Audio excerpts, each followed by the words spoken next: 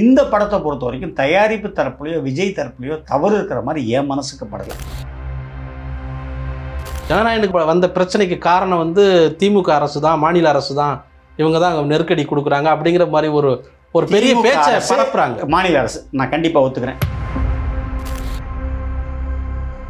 KVN production சைடில் வந்து அவர் மூத்த வழக்கறிஞர் சதீஷ் பராசரன், அவருடைய ஆர்குமெண்ட் நேற்று ரொம்ப தெளிவாகவே இருந்துச்சு. சார் நீங்கள் கொடுத்துட்டீங்கன்னு பேஸ் பண்ணி தான் நாங்கள் எல்லாமே பண்ணினோம், கிட்டத்தட்ட வந்து ஒரு 500 crores இதில் இன்வால்வ்டு அப்படின்னு அவருடைய ஆர்குமெண்ட்டில் அவர் ரொம்ப தெளிவாக சொல்கிறார். பட் எனக்கு என்னான்னு கேட்டிங்கன்னா கண்ணன், தியேட்டருக்காரங்களுக்கு வந்து இந்த படத்தை போடுறதுல வந்து ஏதாவது ஒரு பொலிட்டிக்கல் ப்ரெஷர் இருக்கு. போய் சொல்ல விரும்பலை. பராசக்தி வந்து ரெட் ஜெயண்டனுடைய ரிலீஸ், அதனால் எங்களை வந்து ரொம்ப தொல்லை பண்ணுறாங்க. இந்த படம் ரிலீஸே ஆகிடாதுன்னு சொல்லவும் முடியாது. பச்சையான பொய் அதெல்லாம். அதாவது இந்த சென்சார்லாம் கொடுக்காம கொஞ்சம் இவங்க தள்ளி வைக்கிறதன் மூலமாக இந்த படம் நல்லா இருந்தாலும் சுமாராக இருந்தாலும் ஒரு பெரிய அளவில் எதிர்பார்ப்பை கிரியேட் பண்ணிட்டாங்களோ, அப்படி கூட ஒரு மறைமுகமான விளம்பரம் பண்ணிட்டாங்களோன்னு கூட என் மனசுக்கு தோணும்.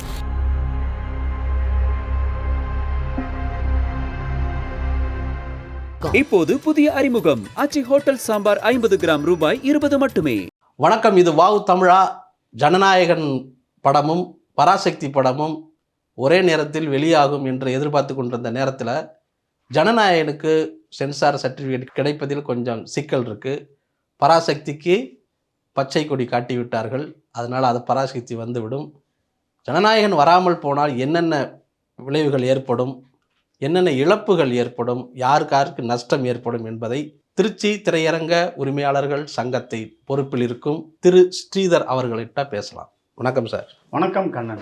ஜனநாயகன் படத்துக்கு சென்சார் கொடுக்கறதுல ஏன் இவ்வளவு சிக்கல் வந்திருக்கு? ரெண்டாவது, இந்த மாதிரி கடைசி நேரத்தில் போய் அப்ளை பண்ணிட்டு நெருக்கடி பண்ணக்கூடாது அப்படிங்கிற ஒரு பேச்சும் இருக்குது. இது யார் மேலே தப்புன்னு நினைக்கிறீங்க? இது யார் மேலே தப்புன்னு குறிப்பிட்டு சொல்ல முடியாது. தயாரிப்பு தரப்பில் வந்து ஒரு பெரிய தப்பு இருக்கிற மாதிரி தெரியல. விஜய் படத்துக்கு பொதுவாகவே ரிலீஸும் போது கொஞ்சம் நிறைய பிரச்சனைகள் ஜென்ரலாக வரதுன்னு நிறைய பார்த்துருக்கேன். காவலன் படத்தும் போது நிறைய பிரச்சனைகள், அதுக்கப்புறம் கத்தி படத்தும் போது அந்த சுபாஸ்கரன் லைக்கா வந்து அவர் இலங்கையை சேர்ந்தவர்னு சொல்லிட்டு ஒரு பெரிய பிரச்சனை ஓடிச்சு. அந்த தலைவால டைம் டு லீடுன்னு அப்படிங்கிற ஒரு கேப்ஷன் போட்டதுனால அப்போவும் ஜெயலலிதா மேடம் வந்து அது கொஞ்சம் நிறைய பிரச்சனை பண்ணி அவர் ஊட்டிக்கெல்லாம் போய் அவங்க சந்திக்க முடியாமல் திரும்பி வந்து அதுக்கப்புறம் சில காம்ப்ரமைஸ்களுக்கு அப்புறம் அந்த படம் ரிலீஸ் ஆச்சு. அதுக்கப்புறம் அவங்க எலெக்ஷனில் கூட அவரும் அவங்க ஃபாதரும் சந்திரசேகர் சாரும் போய் அவங்க ஆதரவுலாம் கொடுத்தாங்க. இது அவருக்கு தொட்டு வரக்கூடிய ஒரு பிரச்சனை தான். இந்த படத்தை பொறுத்த வரைக்கும் தயாரிப்பு தரப்புலையோ விஜய் தரப்புலையோ தவறு இருக்கிற மாதிரி என் மனசுக்கு படலை. அதாவது அவங்க வந்து 19th அப்ளை பண்ணி அதை 4 பேர் 5 பேர் கொண்ட சென்சார் போர்டு ப்ளஸ் RO எல்லாம் படம் பார்த்துட்டு அவங்க ஒரு சில விஷயங்களை கட் பண்ண சொல்லியிருக்காங்க, சில விஷயங்களை மீட் பண்ண சொல்லியிருக்காங்க, சில இடங்களில் பிளர் பண்ண சொல்லியிருக்காங்க. அது எல்லாமே இவங்க அக்செப்டடு. அதுக்கப்புறம் அவங்க இது ஒன்று கொடுத்துருக்காங்க, அந்த கரெக்டட் வெர்ஷன் ஒன்று கொடுத்துருக்காங்க. கொடுத்ததுக்கு பிறகு அந்த படம் பார்த்ததில் ஒருத்தர் வந்து சேர்மன்கிட்ட கொண்டு போய் ஒரு அப்ஜெக்ஷன் கொடுத்துருக்காரு. என்னுடைய அப்ஜெக்ஷன்ஸை வந்து அவங்க கன்சிடர் பண்ணலை, அந்த குறிப்பிட்ட அந்த ஒரு 5-6 பேர் கொண்ட போர்டு RO அப்படின்னு சொல்லிட்டு அவங்க சேர்மன்கிட்ட கொண்டு போய் கொடுத்துருக்காங்க. அதை கன்சிடர் பண்ணி நான் வந்து RCக்கு அனுப்புகிறேன்னு சொல்லிட்டேன். இதுக்கு இடையில் 22ஆம் தேதியோ 23ஆம் தேதியோ டிசம்பர் அன்றைக்கி UAன்னு சர்டிஃபிகேட் ஒன்று மெயில் அனுப்பியிருக்காங்க. அதை அவங்க எல்லா அயல்நாடுகளுக்கும் அனுப்பியிருக்கிறாங்க. அயல்நாடுகள் அதை பேஸ் பண்ணி சென்சாரும் பண்ணி எல்லா இடத்துலையுமே படம் வந்து கிளியர். படத்தில் 1-2 வன்முறை காட்சிகள் இருக்கலாம். இப்போ சென்சார் போர்டில் நேத்திக்கு மரியாதைக்குரிய என்னுடைய நெருங்கிய நண்பர் additional solicitor general of India mister ARL Sundaresan, அவர் தான் வந்து standing council for central government, அவர் தான் இது வந்து ஆர்கியூ பண்ணுறாரு. இந்த கேவிஎன் ப்ரொடக்ஷன் சைடில் வந்து அவர் மூத்த வழக்கறிஞர் சதீஷ் பராசரன், நானும் கமல் சாரும் இணைந்த ஒரு கேஸில் அவர் எங்கள் சார்பாக அவர் தான் ஆஜராகி எனக்கும் கமலுக்கும் அவர் தான் கவுன்சில் எங்களுக்கு இருந்தார். அவருடைய ஆர்குமெண்ட் நேற்று ரொம்ப தெளிவாகவே இருந்துச்சு. சார் நீங்கள் கொடுத்துட்டீங்கன்னு பேஸ் பண்ணி தான் நாங்கள் எல்லாமே பண்ணினோம், கிட்டத்தட்ட வந்து ஒரு 500 crores இதில் இன்வால்வ்டு அப்படின்னு அவருடைய ஆர்குமெண்ட்டில் அவர் ரொம்ப தெளிவாக சொல்கிறார். பட் எனக்கு என்னான்னு கேட்டிங்கன்னா கண்ணன், அவர் ARLஸும் ரொம்ப அழகாக சொல்கிறார். சார் எங்களுக்கு 50 லட்ச ரூபா படமாக இருந்தாலும் சரி, 500 கோடி ரூபா படமாக இருந்தாலும் நாங்கள் ஒரு படத்தை ஒரு படமாகவே தான் பார்க்குறோம் எங்களுக்கு அந்த இதில். பட் நான் என்ன சொல்கிறேன், ஒரு வெகுஜன உழைப்பு, இதில் எத்தனை 1000 பேர் அவங்க உழைச்சிருப்பாங்க. இதில் இப்போ கமிட் பண்ணி இந்தியா பூரா இல்லை உலகம் பூரா ஒரு 4000 to 5000 ஸ்க்ரீன் வர ஒரு கண்டிஷனில் லாஸ்ட் மினிட்ல அவருக்கு ஒரு அழுத்தம் வரும்பொழுது, இதில் எல்லாருக்கும் பொதுவாக தெரிஞ்ச விஷயந்தான், விஜய் அரசியல் கட்சி ஆரம்பிச்சிட்டாரு, அவருக்கு ஒரு அரசியல் எதிரி இருக்கிறாரு, அவருக்கு ஒரு கொள்கை எதிரி இருக்கிறாங்க. இது மத்திய அரசாக இருக்கலாம், மாநில அரசாக இருக்கலாம். சென்சார் போர்டுன்னு சொல்லும்போது மாநில அரசு நம்ம ஒன்றும் பெருசாக போய் நம்ம அதில் போய் ஒரு ஒரு இது சொல்ல முடியாது. அது கிட்டத்தட்ட ஒரு மத்திய அரசு சார்ந்த ஒரு அமைப்பு. அதனுடைய நிர்வாகங்கள் மத்திய அரசு தான் பார்க்குது. கேட்டால் இண்டிவிஜுவல் பாடி, இண்டிபெண்டன்ட் பாடின்லாம் சொல்லுவாங்க. அதுக்குள்ளே நான் போக விரும்பல. அரசியலும் எனக்கு வேண்டாம். பட் இந்த லாஸ்ட் மினிட் டென்ஷனை அவாய்ட் பண்ணி எல்லாரும் சில இடங்களில் வந்து புக்கிங்ஸ் ஓப்பன் பண்ணிட்டாங்க அயல் நாடுகளில். ஏன்னா இவங்க கொடுத்த சென்சார் சர்டிஃபிகேட். இப்போ இதில் என்ன ஒரு எனக்கே ஒரு கிளாரிட்டி இல்லாத ஒரு விஷயம் என்னன்னு கேட்டிங்கன்னா, நம்ம Indian government censor board issue பண்ண ஒரு சர்டிஃபிகேட்டை அவங்களே திரும்ப வாங்கிட்டா, அந்த சென்சார் சர்டிஃபிகேட்டோடைய ஒரு வேலிடிட்டி அதுவே ஒரு கேள்விக்குறியாக்கப்படுதோ அப்படிங்கிற எனக்கு ஒரு சந்தேகம். இதில் அரசியல் இருக்கா எனக்கு தெரியல. அரசியல் இருக்கலாம், அரசியல் இல்லாமலும் இருக்கலாம். பட் அதே மாதிரி பராசக்தியை பொறுத்த வரைக்கும் அவங்க பார்த்தோன்னே நிறைய கட்ஸ் கொடுத்தோன்னே அவங்க சுதா மேடமே வந்து நாங்கள் ஆர்சிக்கு போகிறோம்னு சொல்லிட்டாங்க. அவங்க ப்ராப்பராக கட்ஸ் வாங்கி ஆர்சிக்கு அப்ளை பண்ணி ஆர்சி பார்த்து ஆர்சியில் அவங்க யூஏன்னு சொல்லிட்டு தான் சொல்கிறாங்க. இன்றைக்கி காலையில் 8:30 மணிக்கு நான் சுதா மேம்கிட்ட பேசினேன். சார் நேற்று நைட் வரைக்கும் எங்களுக்கு சர்டிஃபிகேட் வரல, இன்றைக்கி ஒரு 11:30 மணிக்கு தரேன்னு சொல்லியிருக்காங்க. 11:15 வரைக்கும் அவங்க கொடுத்துட்டாங்களா என்னன்னு தெரியல. கொடுத்துருந்தால் அந்த படம் வரும், இல்லைன்னா அந்த படத்தினுடைய ரிலீஸுமே கொஞ்சம் ஒரு சிரமம் தான். ஏன்னா எனக்கு தெரியாமல் நான் சொல்லக்கூடாது. இன்றைக்கி 11:15 வரைக்கும் கொடுக்கப்படலை. 11:30 கொடுத்துட்டாங்களா, அதுக்கப்புறம் 12 மணிக்கு கொடுத்துட்டாங்களா எனக்கு தெரியல. ஏன்னா நான் பேசும்போது சுதா மேம்கிட்ட பேசும்போது மணி 8:30 மணி. இவ்வளவு தாமதம் அப்படிங்கிறது ஒரு பக்கம் இருந்தாலும் பகவந்த் கேசரி படத்துக்கு அதோடைய காப்பி தான் இந்த படம், அதாவது ரீமேக். இல்லை அது நீங்களும் நானும் சொல்லக்கூடாது, படம் பார்த்துட்டு தான் சொல்லணும். பகவந்த் கேசரியோட ரீமேக் தான் வெளியில் எல்லாரும் சொல்கிறாங்க. ஆனால் இந்த ட்ரெய்லரை வச்சு தான் நான் பார்த்துருக்கேன். இப்போ ட்ரெய்லர் வச்சு பார்க்கும்பொழுது அந்த பகவந்த் கேசரியினுடைய ஒரு போர்ஷன் அல்லது ஒரு பாதி போர்ஷன் அல்ல அதிகமான போர்ஷன் இருக்கலாம் அதில் ஏன்னா நான் பிங்க் படமும் பார்த்துருக்கேன், நேர்கொண்ட பார்வையும் பார்த்துருக்கேன். வினோத் வந்து அதை அப்படியே 100% பண்ணலை. அதில் நிறைய மாற்றங்கள் பண்ணி தான் பண்ணியிருந்தார். இதுலேயும் இப்போ ஒரு இந்த தம்பி கடைசி படம்னு சொல்கிறாங்க. பட் என்னை பொறுத்த வரைக்கும் இது கடைசி படம்னு நான் ஒத்துக்கல. அவர் தொடர்ந்து படம் நடிப்பார் அப்படிங்கிற நம்பிக்கை ஒத்துக்கல. படம் நடிக்க வேண்டும்னு எல்லாருடைய சார்பாகவும் நான் அவருக்கு ஒரு வேண்டுகோளும் வைக்கிறேன். ஏன்னா ஒரு வருஷத்தில் என்ன மொத்த ரெவென்யூ வருது, கிட்டத்தட்ட ஒரு 3000 கோடி ரூபா வருது. அதில் ஒரு 26% 27% இவர் படத்துலேருந்தே அந்த ரெவென்யூ ஜென்ரேட் ஆகுது. அது எல்லாமே அடிபடுங்கிற மாதிரி எனக்கு ஒரு மனசில் ஒரு ஃபீலிங் இருக்குது. ஸோ இவர் தொடர்ந்து படம் நடிக்கணும்னு என்னுடைய வேண்டுகோளாக நான் வைக்கிறேன். நான் அட் த சேம் டைம் இந்த லாஸ்ட் மினிட் டென்ஷனை அவாய்ட் பண்ணியிருக்கலாம் அப்படின்னு. ஏன்னா பலாயிரக்கணக்கான பேருடைய உழைப்பு இங்கே so far theatre industry is concerned. மல்டிப்ளெக்ஸில் உள்ளவங்க இந்த 2 ஷோ அந்த 2 ஷோ தூக்கி மாற்றி போட்டு ஆல்ட்ரு பண்ணிக்கோங்க. ராஜா சாப்னு ஒரு படம், பிரபாஸ் படம் ஒன்று வருது. அதில் ஒரு 2 ஷோ 4 ஷோ எக்ஸ்ட்ரா போட்டு அவங்க ஸ்க்ரீன் ஃபுல்ஃபில் பண்ணுவாங்க. பட் இந்த ஜனநாயகன் கன்ஃபார்ம் பண்ண அந்த சிங்கிள் ஸ்க்ரீன்காரங்களுடைய வேதனை வந்து வெளியில் சொல்ல முடியாத ஒரு வேதனை. அவங்களால இந்த படத்தை ஸ்கிப் பண்ணிவிட்டு, ஏன்னா நாளைக்கு தான் காலையில் ஜட்ஜ்மெண்ட்டுன்னு சொல்கிறாங்க. அந்த ஜட்ஜ்மெண்ட்டில் வந்து சென்சார் சர்டிஃபிகேட் கொடுங்கன்னு அவங்க உத்தரவெல்லாம் போட முடியாது. உடனடியாக பாருங்கள், இல்லை நீங்கள் ஆர்சி வேணும், இல்லை ஆர்சி வேண்டாம், இல்லை நீங்களே கொடுங்க, அந்த மாதிரியான உத்தரவுகள் போடலாம். அதை வந்து ஒபே பண்ண வேண்டியது சென்சார் போர்டு. இல்லை அவங்க ஏதாவது ஃபர்தராக மேலே வந்து ஹைகோர்ட்லேயே டிவிஷன் பெஞ்சுக்கோ இல்லை சுப்ரீம் கோர்ட்டுக்கோ எடுத்துன்னு போகிறதுக்கு கூட ஒரு வாய்ப்புகள் இருக்குது. ஸோ அதில் எந்த ஒரு விஷயமும் தெளிவில்லாமல் இருக்கிறதுனால சிங்கிள் ஸ்க்ரீன் ஓனர்ஸ் வந்து ரொம்ப ரொம்ப சிரமப்படுறாங்க. ஏன்னா பணம் க்ரியேட் பண்ணுறதே ஒரு பெரிய கஷ்டம். அந்த படம் போடும்போது 2.75 அந்த மாதிரிலாம் டெபாசிட் 80%லாம் சில இடங்களில் வாங்கியிருக்காங்க. டேர்ம்ஸு கொஞ்சம் ஹெவியான டேர்ம்ஸ் தான். பட் வேறு வழியில் இந்த படத்தை போட்டால் ஒரு 10 நாள் 20 நாள் ஒரு 30 நாள் தேட்டர் ஓடும், ரன்னிங் இருக்கும். ஆனால் அந்த பெர்சன்டேஜ் இது வந்து இது கிடைச்சிருமா தேட்டருக்காரங்களுக்கு? அதுதான் சார், நாங்கள் அவங்களுக்கு 80% கொடுத்துட்றோம், தயாரிப்பாளருக்கோ அல்லது விநியோகஸ்தருக்கோ. எனக்கு கிடைக்கிறது 20 அல்லது 25% தான். அது எங்கள் ஒரு அன்புக்குரிய திருப்பூர் சுப்பிரமணியம் ரொம்ப அழகாக பேட்டி கொடுத்துட்டார். இந்த 75லாம் கேட்குறதுங்கிறது ஒரு பெரிய கான்ஸ்டண்ட்டாக பெரிய படங்களுக்கு பூரா பண்ணிட்டாங்க. ஆரம்பத்தில் 1-2 படங்களுக்கு ரெட் ஜெயிண்ட் பண்ணாங்க. அதுக்கப்புறம் இப்போ எல்லா பெரிய படங்களுக்குமே ரஜினி சார் படம், விஜய் படம், அஜித் படம் வரும்பொழுது எல்லாருமே எனக்கு 80 கொடு, இல்லைன்னா 2.75 கொடுன்னு கேட்குறாங்க. டெபாசிட் தொகையை ரொம்ப அதிகமாக கேட்குறாங்க. ஒரு தேட்டரில் ஒரு 20 லட்ச ரூபா ஷேர் வரக்கூடிய இடத்துல 30 லட்ச ரூபா டெபாசிட் கொடுங்க. அந்த 30 லட்ச ரூபா டெபாசிட் கொடுக்குறது தப்பு கிடையாது. இப்போ ரெட் ஜெயிண்டில் நான் கொடுத்தேன்னாக்கா அந்த 30 லட்ச ரூபா எனக்கு கலெக்ட் ஆகி வரலன்னு சொன்னாக்க ஒரு 10 நாள் 15 நாள் அதிகபட்சம் 1 மாதத்தில் எனக்கு அது ரீஃபண்ட் கொடுத்துருவாங்க. இல்லைன்னா அடுத்த படத்தில் அட்ஜஸ்ட் பண்ணி கொடுத்துருவாங்க. இப்போ இது வேறு ஒரு புது டிஸ்ட்ரிபியூட்டர் நான் போகும்போது என் பணம் தங்குச்சுன்னு சொன்னால் அந்த டிஸ்ட்ரிபியூட்டர் எப்போ அடுத்த படம் வாங்குறாரோ அன்றைக்கி தான் எனக்கு அந்த என்னோடய அமௌண்ட் வந்து ரியலைஸ் ஆகும். அது வரைக்கும் அந்த பணத்துக்கு நான் வட்டி கட்டணும், இல்லை என் சொந்த பணமாக தான் நான் வந்து அந்த என்னுடைய பொருளாதார சுமையை நான் வந்து பேர் பண்ணிக்கிற மாதிரி வரும். அந்த மாதிரி நிறைய சிரமங்களும் இருக்குது. இருந்தாலும் இதெல்லாம் தாண்டி ஏன் போடுறோன்னு சொன்னால் இந்த படம் போட்டால் நல்ல வசூலாகும், கேன்டீன் நல்லாயிருக்கும், நல்லா ஜும்முன்னு ஒர்க் அவுட் ஆகும், பார்க்கிங் பெருசாக வரும், இதெல்லாம் நம்பி தான் போடுறோம். இந்த மாதிரி லாஸ்ட் மினிட்டில் வரும்பொழுது இது எப்படின்னு பட்டு மத்திய அரசாங்கத்துக்கு அப்படின்னு சொல்ல முடியாது. சென்சார் போர்டுக்கு என்னுடைய ஒரு ஒப்பீனியன். நான் வந்து அந்த நம்ம நாம் தமிழர் சீமான் சார் இருக்காங்க, அவர் எனக்கு ஒரு நண்பர், ரொம்ப ரொம்ப க்ளோஸ் ஃப்ரெண்டு கிடையாது, பட் ஜஸ்ட் நண்பர், சினிமாவில் இருந்ததுனால நண்பர். அவர் அன்றைக்கி ஒரு 3 நாளைக்கு முன்னாடி கோயம்புத்தூரில் ஒரு அருமையான ஒரு பேட்டி கொடுத்துருக்காரு. இதுக்கு இவ்வளோலாம் போட்டு எடுக்க வேண்டியதில்லை, டப்புன்னு ஒரு சென்சார் ஏதோ ஒரு சர்டிஃபிகேட்டை கொடுத்துட்டு போங்க, யூஏ ஏதோ ஒன்று கொடுத்துட்டு போங்க, இது ஒரு 4 இதை கட் பண்ணணுன்னா கட் பண்ணிட்டு அவங்க மிச்சத்தை அவங்க பண்ணிட்டு போகிறாங்க. அப்படி அந்த மாதிரி ஒரு லைட்டர் வெயினில் இதை பண்ணியிருக்கலாம். இதில் என்ன அரசியல் இருக்குது இதெல்லாம் நம்மளுக்கு தெரியல. இந்த பங்கு சொல்கிறீங்களா 75-80, இது எப்படி திடீர்னு வந்ததா? இதுக்கு முன்னாடி உள்ள நடைமுறையாக இருந்ததா சார்? இதுக்கு முன்னாடி நடைமுறை இல்லை சார். இப்போது 2-3 வருஷமாக தான் இது நடந்துகிட்டு இருக்கு. எந்த படத்துலேருந்து வந்திருக்குன்னு உங்களுக்கு ஞாபகம் இருக்கா? பெரிய நடிகர்கள் அல்லது உச்ச நடிகர்கள்னு சொல்லக்கூடிய நடிகர்களுடைய படங்களுக்கு பூரா ஒரு சில இடங்களில் 80 கேட்குறது, ஒரு சில இடங்களில் 2.75 கேட்குறதுங்கிறது தொடர்ந்து நடந்துகிட்டு தான் சார் இருக்குது. நான் ரெட் ஜெயண்ட்டை பற்றி எனக்குள்ள ஒரே ஒரு வருத்தமே, நான் பல முறை பல பேட்டிகளில் பதிவு பண்ணியிருக்கேன். அவங்க எல்லாமே நிர்வாகம் நல்லா இருக்குது, எல்லாமே சரியாகவே பண்ணுறாங்க. இந்த டேர்ம்ஸில் மட்டும் எங்களுக்கு ஒரு 5% எங்கள்கிட்ட குறைச்சி வாங்கிட்டாங்கன்னா நாங்கள் மிக அதிர்ஷ்டசாலிகள், மிக எங்களுக்கு அதிகமான லாபம் கிடைக்கும். இல்லை, அவங்க மேலே ஒரு பெரிய ஒரு விமர்சனமாகவே வச்சுக்கிட்டு இருக்காங்க அவங்க அந்த நிறுவனத்து மேலே. அதை அதிகமாக தியேட்டர்களை பூரா லாக் பண்ணி வைக்கிறாங்க அப்படிங்கிற மாதிரியான ஒரு. சார், அது நான் பலமுறை சொல்லியிருக்கேன் சார், யாராலையும் தியேட்டர்களை லாக் பண்ணி வைக்கவே முடியாது. ஒரு காலத்தில் சன் பிக்சர்ஸ் தியேட்டர் பூரா லாக் பண்ணி, இப்போ நான் ஒரு தியேட்டர் வச்சுருக்கேன்னு வச்சுக்கோங்களேன். என்னுடைய தியேட்டர்னுடைய டிமாண்டு 52 வாரம் ஒரு வருஷத்துக்கு. 52 வாரத்துக்கு எனக்கு 52 படம் வேணும்னு அவசியம் இல்லை, அட்லீஸ்ட் 40 படமாவது வேணும். ஏன்னா ஒரு சில படங்கள் 2 வாரம் ஓடும், ஒரு சில படங்கள் 3 வாரம் ஓடும். ஸோ எனக்கு 52 வாரத்துக்கு 40 படம் வேணும். இந்த 40 படத்தில் ஒரே நிறுவனம், அந்த நிறுவனத்துக்கு நம்ம கண்ணனே ஓனர்னு வச்சுக்கோமே, நீங்களே எனக்கு ஒரு 25 படம் தர்றீங்க, நான் உங்களை சார்ந்து அட்ஜஸ்ட் பண்ணி, சார் நமக்கு ஏதாவது அடுத்த வாரம் இருக்கா, நானே உங்களை கூப்பிட்டு கேட்பேன், சார் உங்களுக்கு அடுத்த வாரம் இருக்கா அப்படின்னு கேட்பேன். அடுத்த வாரம் இல்லை சார் வேணா வெளி படம் போட்டுப்பேன். அடுத்த வாரம் இருக்குன்னு சொல்லிட்டீங்கன்னா நான் உங்கள் படம் போட்டுக்குவேன். ஏன்னா ஓரளவுக்கு ரஜினி, கமல், அஜித் எல்லாருடைய பெரிய படங்களும் அவங்க நிறுவனத்துக்கு வந்தது. அவங்க தொடர்ந்து படங்கள் கொடுத்துட்ருக்குறாங்க.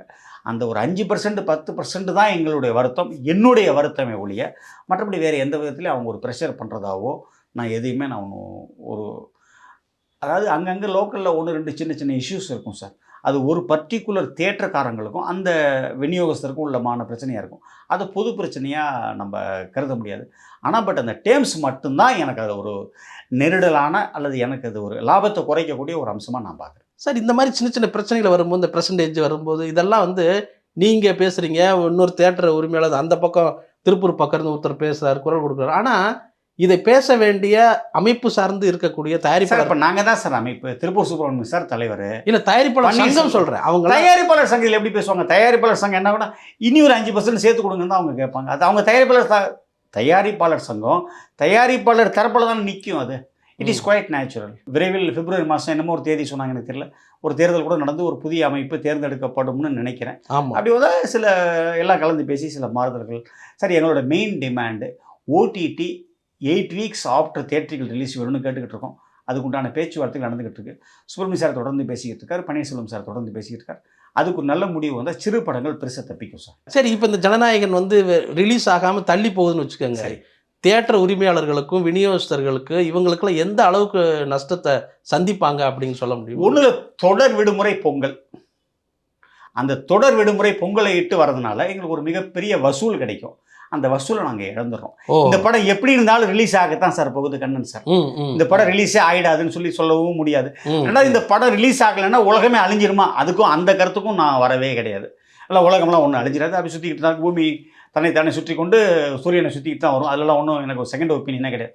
பட் என்னென்னா, பொங்கல் தொடர் விடுமுறை இப்போ சென்னையிலேருந்து ஒரு தென் மாவட்டங்களுக்கு பார்த்தீங்கன்னா கிட்டத்தட்ட ஒரு மிகப்பெரிய ஜனம் அப்படியே ஒரு மாதிரி எங்கள் புலம்பெயர்ந்த தொழிலாளர்கள் மாதிரி அப்படியே டக்குன்னு எல்லாம் ஊருக்கு போவான். Train full, bus full, car full. நீங்கள் பார்த்தீங்கன்னா அந்த பொங்கல் விடுமுறையும் போது அந்த டோல்கேட்லாம் பார்த்தீங்கன்னா அப்படியே நிரம்பி வழியும். நீங்கள் பார்த்தீங்கன்னா அந்த மாதிரி ஜனங்கள் போகும்போது அவங்க ஊருக்குள்ள அவனுக்கு என்ன பொழுதுபோக்கு இருக்குது? டிவி பார்க்கலாம், செல்ஃபோன் பார்க்கலாம். 3வது ஒரே சாய்ஸு சினிமா தியேட்டருக்கு தான் வருவான். அவன் வரும்போது எங்களுக்கு ஒரு பெரிய வருமானம் வரும். அந்த வருமானம் கெட்டு போயிடுமோங்கிற பயம் ஒரு உள் மனசு பயம் இருக்குது. இதில் கோர்ட்டு தீர்ப்பு நாளைக்கு தான் அப்படின்னு சொல்லியிருக்காங்க. பொங்கல் இந்த விடுமுறை நீங்கள் சொன்ன அந்த கொண்டாட்ட மனநிலையில் ரசிகர்கள் அவங்க ஒரு பெரிய மனசோர்வுக்கு ஆளாகுவாங்கல்ல. தேட்டரில் மறுபடியும் போட்டால் வருவாங்களா? சரி, இது விஜய் படம், அவங்க டீம்லேருந்து இது கடைசி படம்னு அனௌன்ஸ் பண்ணியிருக்காங்க. அதனால் கண்டிப்பாக இது எந்த டேட்டில் ரிலீஸ் ஆனாலும் எந்த மாதம் ரிலீஸ் ஆனாலும் பார்க்க தான் செய்வாங்க.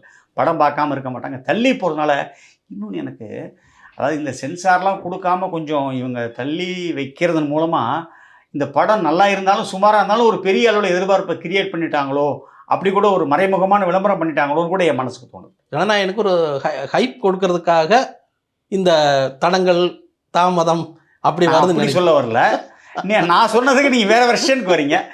ஒரு ஹைப் கிடைக்குமோன்னு எனக்கு ஒரு ஃபீலிங் இருக்கு. ரெண்டு ஒன்று தான். ஹைப்பு கிடைக்குமோன்னு சொல்றீங்க. இல்லை, அந்த வாழைப்பழம் இந்த வாழைப்பழம் இல்லை, இது வேற வாழைப்பழம். தியேட்டருக்காரங்களுக்கு வந்து இந்த படத்தை போடுறதுல வந்து ஏதாவது ஒரு பொலிட்டிக்கல் ப்ரெஷர் இருக்கா? இந்த எங்களுக்கு படத்துக்கு தியேட்டர்காரங்களுக்கு எந்த ப்ரெஷர் இல்லை சார். அதெல்லாம் நான் பொய் சொல்ல விரும்பலை. அதாவது ஜனநாயகன் போடுறவங்க போடுறாங்க, பராசக்தி போடுறவங்க போடுறாங்க. பராசக்தி வந்து ரெட் ஜெயண்டனுடைய ரிலீஸ், அதனால எங்களை வந்து ரொம்ப தொல்லை பண்ணுறாங்க அப்படிலாம் கிடையாது. இப்போ என்னுடைய சம்மந்தப்பட்ட 2 தியேட்டர் சரி, என்னுடைய ஒரு நெருங்கிய நண்பர் பார்ட்னர் அவர் சம்மந்தப்பட்ட ஒரு 4 தியேட்டரில் சரி, எல்லாத்துலேயும் இதுதான் போட்டிருக்கோம். அதனால ஒன்றும் அப்படிலாம் ஒன்றும் பெரிய அந்த மாதிரி எல்லாம் ஒரு ப்ரெஷர்லாம் கிடையாது. பரவலாக பேச்சு எப்படி இருக்குன்னா, இந்த ஜனநாயகனுக்கு வந்த பிரச்சனைக்கு காரணம் வந்து திமுக அரசு தான், மாநில அரசு தான், இவங்க தான் நெருக்கடி கொடுக்குறாங்க அப்படிங்கிற மாதிரி ஒரு பெரிய பேச்சை பரப்புறாங்க. மாநில அரசு நான் கண்டிப்பாக ஒத்துக்கிறேன்.